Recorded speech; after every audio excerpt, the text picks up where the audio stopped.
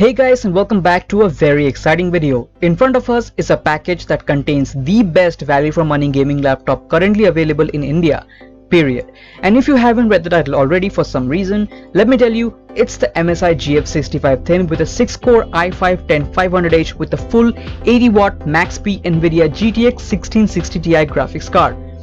Now I won't be having this laptop for a long time guys, as it actually belongs to my younger brother who will leave in a few days. So I'll only have this laptop for about 10 days or so.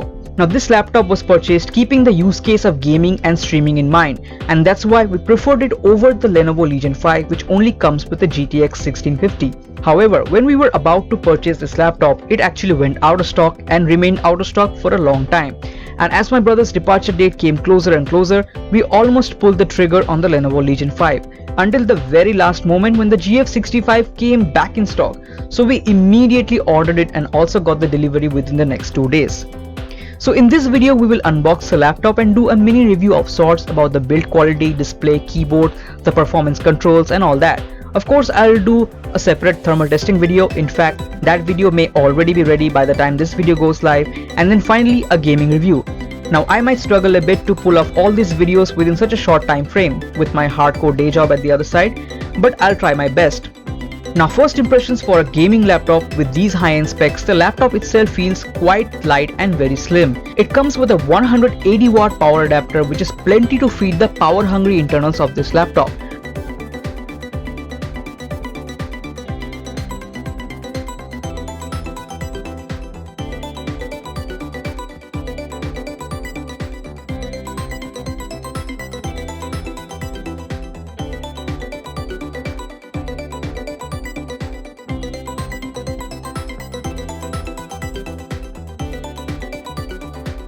Now despite being a pretty slim laptop, it does somehow pass the one-hand opening test, if that's important to you.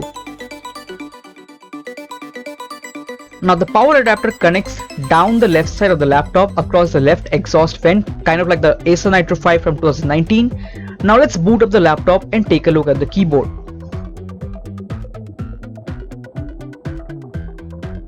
The keyboard, as you can see, is a 65% keyboard and it's accompanied by a medium to smallish trackpad. The keyboard only has red backlighting. The typing experience of the keyboard is sort of like an ultrabook. It is a bit tactile, but it has very little key travel. Not sure if I can recommend this keyboard for long time gaming sessions. And the deck flex is also quite minimal, despite being made of plastic. In fact, the entire laptop is made of plastic.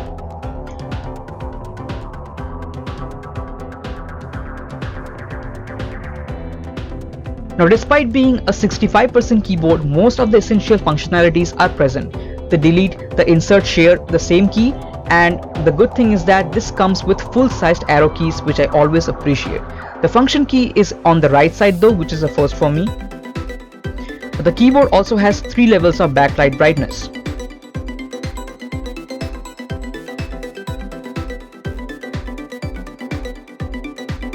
The I/O of the laptop is a bit of a mixed bag. It has enough USB 3.2 Gen 1 ports for data transfer, but 2 of them are USB-Cs. So if you need more USB-A ports, you may need to get a dongle. The USB-C ports don't support display out or power delivery. On the left side you have a HDMI port and the power input port and the exhaust vent. The back has no ports but another 2 exhaust vents. Now flipping to the most controversial part of this laptop, and it's the back panel. Now despite sharing the same powerful cooling solution as the MSI GL65 with 6 copper heat pipes, the MSI GF65 has this weird back panel which doesn't have vents underneath the actual fans themselves. This is such a missed opportunity, as having vents underneath the fans would increase airflow by a lot and have a big impact on lowering the temps of the laptop. I'll talk more on this in my thermal testing video. Now let's talk about the display, which is a typical 15.6-inch 144Hz IPS level that you find in ASUS TUF series. It's nothing mind-blowing when it comes to color accuracy or brightness, but it's definitely adequate for gaming and watching videos. One thing that I like about this laptop is the very slim side bezels.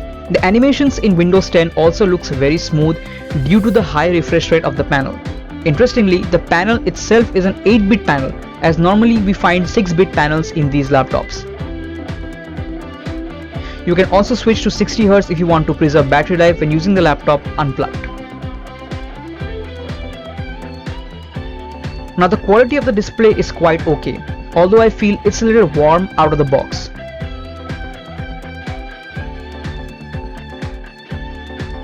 Here you can see the display compared to the HP Pavilion Gaming 15.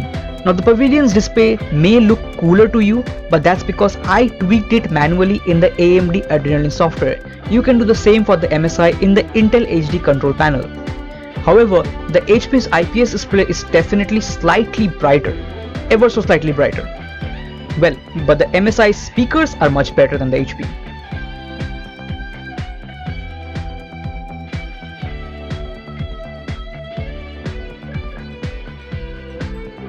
Now let's take a look at MSI's Dragon Center software. That lets you monitor and tweak the performance settings of the laptop. In the monitor tab, you can monitor the CPU, GPU, RAM usage, the CPU, GPU temps and the fan speeds. The user scenario tab is the most important though, as here you can select the different performance modes from super battery to extreme performance. The extreme performance mode pulls the maximum CPU and GPU wattage and also lets you overclock the GPU. You can also enable or disable cooler boost mode here. I however like the user mode, which lets you select performance mode and fan mode separately, and in the advanced fan mode you can make your own fan curve as well, which is great. The laptop comes with a 512GB M.2 NVMe SSD, and there is a slot for another M.2 drive or a 2.5-inch hard drive, and these are the read and write speeds of the drive provided by MSI. Now finally, let's take a look at the insane BIOS of this laptop, which looks straight out of an MSI motherboard. It has a ton of features which you can customize. I'll just skim through all these options real quick. Now the best part of this BIOS is the hidden advanced menu, which you can enable by pressing right control, right shift, left alt and F2 together, and this unlocks a whole new world of controls for power management in this laptop. In this menu you can enable the option for undervolting, and yes, you heard me right, this 10th gen Intel laptop does indeed support manual undervolting. You can do the changes right here in this BIOS or do it in something like throttle stop, which I prefer over Intel XTU. There are also a lot of other features like locking the TDP, changing the boost behavior, working with PL1, PL2 limits, etc. You can tweak it to your heart's content and get it exactly like you want.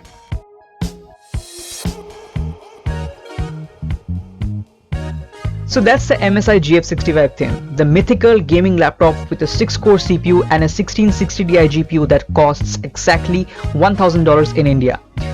Now this laptop in no way is even close to perfection and definitely not recommended to everybody.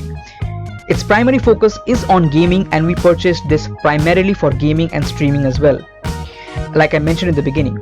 So my review will also be oriented around how well it can perform as a gaming machine first and foremost, and the other aspects will not be treated with the same importance as I do for other all-round laptops. So stay tuned for more videos guys. Thermal testing video will release very soon and will cover the BIOS and undervolting in a deeper way, and I'll try my best to test as many titles as I can within the week. So yeah, please like this video, drop a comment and definitely subscribe. Thank you so much for watching, and I'll catch you in the next one. Peace.